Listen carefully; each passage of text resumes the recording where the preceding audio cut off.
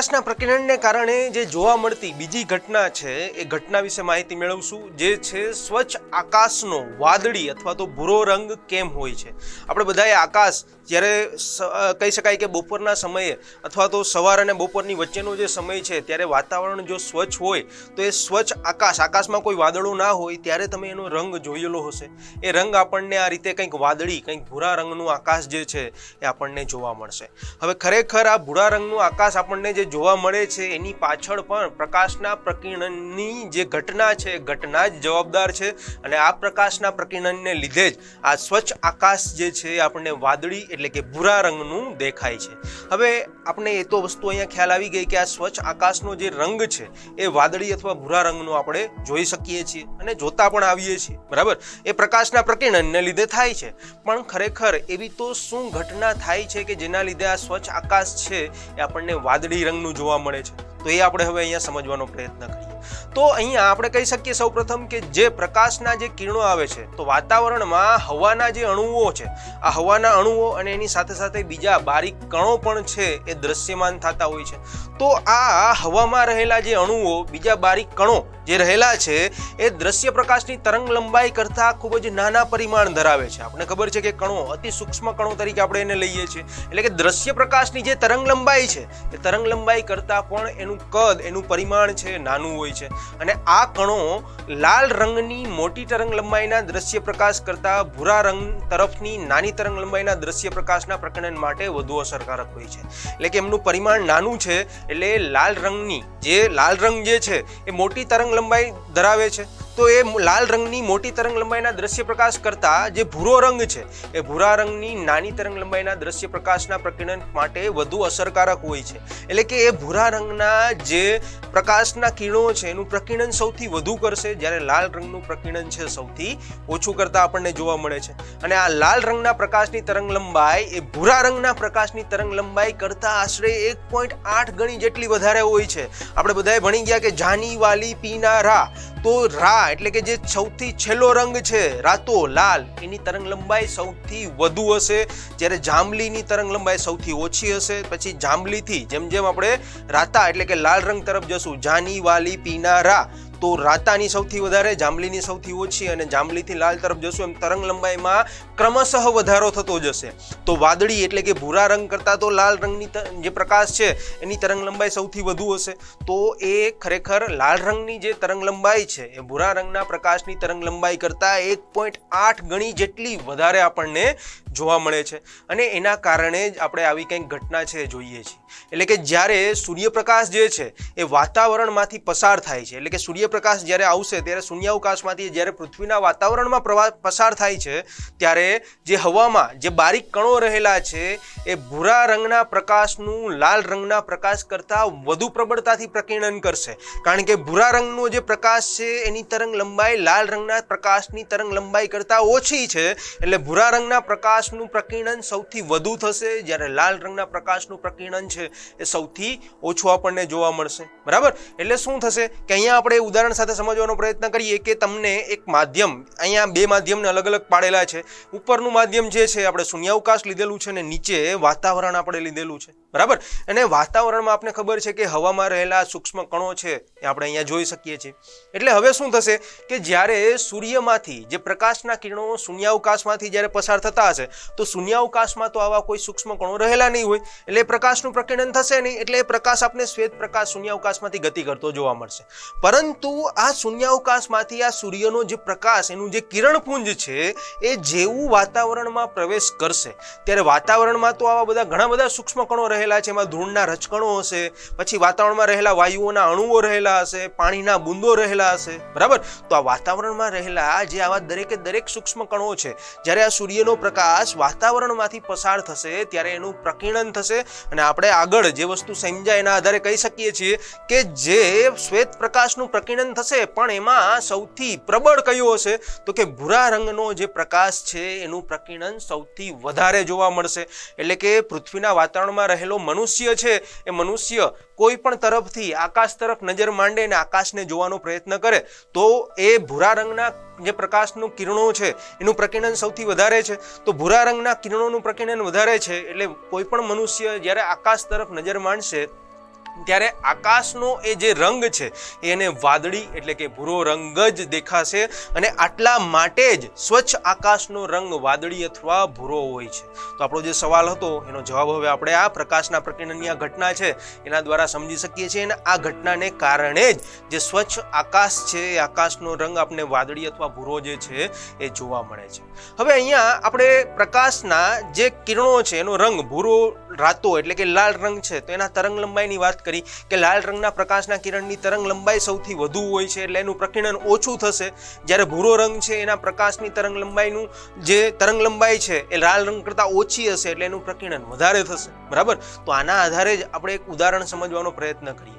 તમે બધાએ railway station એટલે કે જે તમે જોયું હોય અથવા તો સિગ્નલમાં લાલ રંગનું સિગ્નલ તમે જોયેલું હશે. બરાબર. તો એના વિશે આપણે સમજીએ. અહીંયા પ્રકીર્ણન પામતો જે ભૂરો પ્રકાશ આપણે જોયું કે ભૂરો પ્રકાશ છે સૌથી વધારે પ્રકીર્ણન પામે છે એટલે મનુષ્યની આંખમાં એ ભૂરો પ્રકાશ છે એ પ્રવેશે છે. અને જો પૃથ્વીમાં કોઈ વાતાવરણ ના હોત તો પૃથ્વીમાં જો વાતાવરણ જ ના હોત તો એમાં કોઈ એવા સૂક્ષ્મ કણો જ ના રહેલા હોત. જો સૂક્ષ્મ કણો ના રહેલા હોત તો જે શ્વેત પ્રકાશ સૂર્યમાંથી આવે છે એનું પ્રકીર્ણન જ ના થાય અને જો એનું પ્રકીર્ણન ના થાય તો એનું પ્રકીર્ણન થતું નથી એટલે કે આપણે જે આકાશ છે એ આકાશ અંધકારમય દેખાશે. શા માટે? કારણ કે આપણે આગળ જોયું કે જો આ જે પ્રકાશનું કિરણપુંજ આવે છે કણો દ્વારા એનું પ્રકીર્ણન થશે ત્યારે આપણે કિરણનો માર્ગ દ્રશ્યમાન થશે. હવે જો વાતાવરણ જ ના હોય તો કણો નહીં હોય, કણો ના હોય તો એનું પ્રકીર્ણન પ્રકાશનું પ્રકીર્ણન જ નહીં થાય અને પ્રકીર્ણન ના થાય તો પ્રકાશના કિરણપુંજને આપણે એના કિરણનો જે માર્ગ છે એને આપણે જોઈ નહીં શકીએ અને એટલા માટે જો વાતાવરણ ના હોય તો સૂર્યપ્રકાશનું પ્રકીર્ણન ના થવાથી આપણી આસપાસ આપણે જે આકાશને જોઈશું એ આકાશ આપણને અંધકારમય દેખાશે. એ અંધકારમય એટલે કે કાળા રંગનું આપણને જોવા મળશે. અને આવી ઘટના ઘણી વખત તમે ટ્રાવેલિંગ કરતા હો તો ત્યારે તમે બાય પ્લેન જ્યારે જતા હો ત્યારે ઊંચાઈએ ઉડતા આવા જે પ્લેન છે એમાં જે યાત્રિકો બેઠેલા હોય તો આ યાત્રિકોને જો એ પ્લેન ઘણી ઊંચાઈએ ઉડતું હોય તો યાત્રિકોને જે આકાશ દેખાશે આકાશ કાળું જોવા મળે છે. કારણ કે આટલી ઊંચાઈ પૃથ્વીથી ઘણી વધારે હોય તો એનું વાતાવરણ બહુ ઓછું થઈ ગયું હશે. ક્યાંક આવા સૂક્ષ્મ કણોની સંખ્યા ખૂબ જ ઓછી હશે અથવા તો નહિવત હશે અને પ્રકાશનું પ્રકીર્ણન નહીં થાય. એટલે કે પ્રકાશનું પ્રકીર્ણન નહીં થાય તો જે આકાશ આપણને દેખાય છે કેવું હશે? અંધકારમય હશે. એટલે કે આકાશ આપણને કાળું જોવા મળે છે. બરાબર. તો આ રીતે આ પ્રકાશના પ્રકીર્ણન વાતાવરણમાં રહેલા કણો દ્વારા પ્રકાશનું પ્રકીર્ણન થાય છે અને એ પ્રકીર્ણનમાં જે ભૂરો રંગ છે ભૂરા રંગનું પ્રકીર્ણન સૌથી વધુ થાય છે કારણ કે એની તરંગ લંબાઈ ઓછી છે અને એટલા માટે જ જ્યારે આપણે આકાશને જોઈએ છીએ ત્યારે ભૂરો રંગ જે પ્રકીર્ણન પામતો ભૂરા રંગનો પ્રકાશ છે આપણી આંખો સુધી પ્રવેશે છે ને એટલા માટે જે વાદળ જે છે આપણને વાદળી અથવા તો ભૂરા રંગનું જોવા મળે છે. બરાબર. હવે આગળ આપણે વાત કરતા હતા ડેન્જર એટલે કે ખતરાની નિશાની. તમે રેલવે સિગ્નલ જોયું હોય અથવા તો બીજી કોઈ જગ્યાએ જ્યાં પણ તમે ખતરો એવી વસ્તુ વાંચશો કે આ કોઈ વસ્તુ રહેલી છે એનાથી ખતરો રહેલો છે તો ત્યાં તમે અવલોકન લીધેલું હશે કે હંમેશા એ લાલ રંગથી જ દર્શાવવામાં આવે છે. તો આવું તમે ક્યારે વિચાર્યું છે કે ભયદર્શક સિગ્નલમાં પ્રકાશનો રંગ જે છે આપણે લાલ જ રાખીએ છીએ? તો આ શા માટે આ ભયદર્શક સિગ્નલમાં લાલ રંગ રાખવામાં આવે છે? શા માટે બધી જ જગ્યાએ આવું કોઈ પણ ડેન્જર કોઈ પણ ખતરાવાળું ભયદર્શક સિગ્નલ હોય તો ત્યાં આપણે લાલ રંગનો જ ઉપયોગ કરીએ છીએ?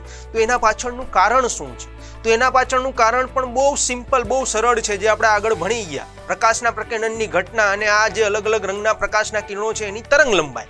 તો એના કારણે જ આ જે ભયદર્શક સિગ્નલ છે ભયદર્શક સિગ્નલનો રંગ લાલ રાખવામાં આવે છે. આપણે સમજવાનો પ્રયત્ન કરીએ કે શા માટે લાલ રાખીએ છીએ. તો અહીંયા આપણે જોઈ શકીએ છીએ કે આપણે 3 અલગ અલગ રંગના પ્રકાશની ટોર્ચ લીધેલી છે અને વાતાવરણ રાખેલું છે કે વાતાવરણમાં સૂક્ષ્મ કણો રહેલા હશે અને એક મનુષ્ય કે જે પ્રકાશને જોઈ શકે છે એને આ ટોર્ચથી થોડા દૂરના અંતરે આપણે રાખેલું છે. હવે સૌપ્રથમ આપણે નીચેથી શરૂઆત કરીએ તો જે બ્લુ રંગની લાઇટ છે ટોર્ચમાંથી જ્યારે બ્લુ રંગનો પ્રકાશ ફેંકાશે ત્યારે વાતાવરણમાં રહેલા કણો દ્વારા એ બ્લુ રંગની તરંગ લંબાઈ ઓછી છે. તો તરંગ લંબાઈ ઓછી છે એટલે કે એનું પ્રકીર્ણન સૌથી વધારે થશે. એટલે કે જ્યારે એ ટોર્ચમાંથી એ બ્લુ રંગનો પ્રકાશ ફેંકાશે ત્યારે વાતાવરણમાં રહેલા કણો દ્વારા એનું પ્રકીર્ણન વધારે થશે. એટલે જેમ જેમ આ પ્રકાશનું કિરણપુંજ જે છે એ ટોર્ચમાંથી આગળની તરફ વધશે એમ એનું પ્રકીર્ણન છે વધતું જશે અને છેવટે એ પ્રકાશનું બ્લુ રંગના પ્રકાશનું કિરણપુંજ છે એ આંખ સુધી પહોંચશે જ નહીં. ત્યાં સુધીમાં તો પ્રકીર્ણન પામી જશે એટલે કે વેડફાઈ જશે, આજુબાજુના વાતાવરણમાં ફેલાઈ જશે. એટલે કે મનુષ્ય સુધી, માનવ સુધી એ નહીં પહોંચી શકે જો એ બહુ ખૂબ જ દૂરના અંતરે રહેલો હશે તો, બરાબર. તો આ જ રીતે હવે આપણે બીજી ટોર્ચ લીધેલી છે જે લીલા રંગનો પ્રકાશ ફેંકે છે. આપણે ફરીથી યાદ કરી લઈએ, જાની વાલી પીનારા એટલે કે વાદળીની તરંગ લંબાઈ ઓછી, એના કરતાં વધારે વાલી એટલે કે લીલા રંગની તરંગ લંબાઈ વાદળી બ્લુ રંગ કરતાં વધારે હશે, અને લાલ રંગની તરંગ લંબાઈ વાદળી અને લીલા બંને કરતાં વધારે હશે. તો અહીંયા બ્લુ રંગની તરંગ લંબાઈ ઓછી છે, તરંગ લંબાઈ ઓછી છે તો પ્રકીર્ણન વધારે થશે, અને પ્રકીર્ણન વધારે થશે તો દૂરના અંતર સુધી પ્રકાશનું કિરણપુંજ પહોંચી શકશે નહીં. હવે જો આપણે લીલા રંગની વાત કરીએ તો આ ટોર્ચ દ્વારા જ્યારે લીલો રંગ ફેંકવામાં આવે છે ત્યારે લીલા રંગનું પ્રકાશનું કિરણપુંજ છે એનું પ્રકીર્ણન નીચે લીધેલું જે વાદળી જે બ્લુ રંગનો પ્રકાશનું કિરણપુંજ છે એના કરતાં ઓછું થશે, એનું પ્રકીર્ણન ઓછું થશે તો એ જે પ્રકાશ છે એ વાદળી રંગના એટલે કે બ્લુ રંગના પ્રકાશથી થોડો દૂર સુધી, દૂરના અંતર સુધી એ ટ્રાવેલ કરી શકશે, એ આગળ જઈ શકશે, બરાબર. અને જો હવે આપણે લાલ રંગની વાત કરીએ તો લાલ રંગનું પ્રકાશ જે છે એની તરંગ લંબાઈ સૌથી વધુ છે એટલે એનું પ્રકીર્ણન સૌથી ઓછું થશે. આ લાલ રંગના પ્રકાશના કિરણપુંજનું જે પ્રકીર્ણન છે સૌથી ઓછું થાય છે, એટલા માટે લાલ રંગ જે છે દૂર સુધી જઈ શકે છે, દૂર સુધી ટ્રાવેલ કરી શકે છે. એટલા માટે જ એ મનુષ્યની આંખ સુધી, કોઈ માણસ ઉભેલો હોય તો એની આંખ સુધી પહોંચી શકે છે. એટલે કે દૂર કોઈ માણસ ઉભેલો હોય તો આ વાદળી એટલે કે બ્લુ અને લીલા રંગની સાપેક્ષે લાલ રંગનું પ્રકાશનું કિરણપુંજ છે એની આંખો સુધી પહોંચી શકે છે, અને આ લાલ રંગ એ દૂર સુધી ટ્રાવેલ કરી શકે છે. એટલા માટે જ આપણે ભયદર્શક સિગ્નલમાં, ભયદર્શક જે સિગ્નલ રાખેલું હોય ત્યાં લાલ રંગનો જ ઉપયોગ કરીએ છીએ. એટલે કે દૂર રહેલો માણસ પણ એ લાલ રંગનું જે સિગ્નલ બોર્ડ આપણે રાખેલું છે એને સરળતાથી જોઈ શકે, અને દૂરથી જ એ વ્યક્તિને ખ્યાલ આવી જાય કે અહીંયા જે કંઈ વસ્તુ રહેલી છે, જે કોઈ કન્સ્ટ્રક્શન રહેલું છે ત્યાં ભય રહેલો છે, ભયદર્શક રહેલું છે, ત્યાં આપણે નજીક જવાની જરૂર નથી, કારણ કે લાલ રંગ છે દૂર રહેલી વ્યક્તિ સરળતાથી જોઈ શકે છે. અને આ કારણોસર જ ભયદર્શક સિગ્નલનો રંગ જે છે એ આપણે લાલ રાખીએ છીએ, અને એની પાછળ એ લાલ રંગની જે તરંગ લંબાઈ છે અને તરંગ લંબાઈને કારણે જે પ્રકીર્ણન થાય છે, પ્રકીર્ણનની ઘટના જ અહીંયા જવાબદાર છે. એટલે આપણે કહી શકીએ કે લાલ રંગનું ધુમ્મસ અથવા તો ધુમાડાથી, ધુમ્મસ, ધુમાડો અથવા તો બીજા કોઈ પણ સૂક્ષ્મ કણોથી સૌથી ઓછું પ્રકીર્ણન થાય છે, અને ઓછું પ્રકીર્ણન થવાથી આ જે લાલ રંગનું પ્રકાશનું કિરણપુંજ છે દૂરથી પણ એ લાલ રંગને આપણે જોઈ શકીએ છીએ, દૂર સુધી ટ્રાવેલ કરી શકે છે, અને એટલા માટે જ આ ભયદર્શક સિગ્નલને આપણે લાલ રાખીએ છીએ. તો અહીંયા આપણે એ વસ્તુ જોઈ કે સ્વચ્છ આકાશનો રંગ જે છે વાદળી એટલે કે બ્લુ શા માટે હોય છે, અને એ સમજવાનો પ્રયત્ન કર્યો. અને સાથે સાથે આપણે એ પણ અહીંયા સાથે જોઈ લીધું કે જે ભયદર્શક સિગ્નલ આપણે રાખીએ છીએ એ ભયદર્શક સિગ્નલ આપણે લાલ રંગનું જ શા માટે રાખીએ છીએ એના પાછળનું પણ જે કારણ છે એ કારણનો જવાબ પણ આપણને અહીંયા મેળવી લીધો છે.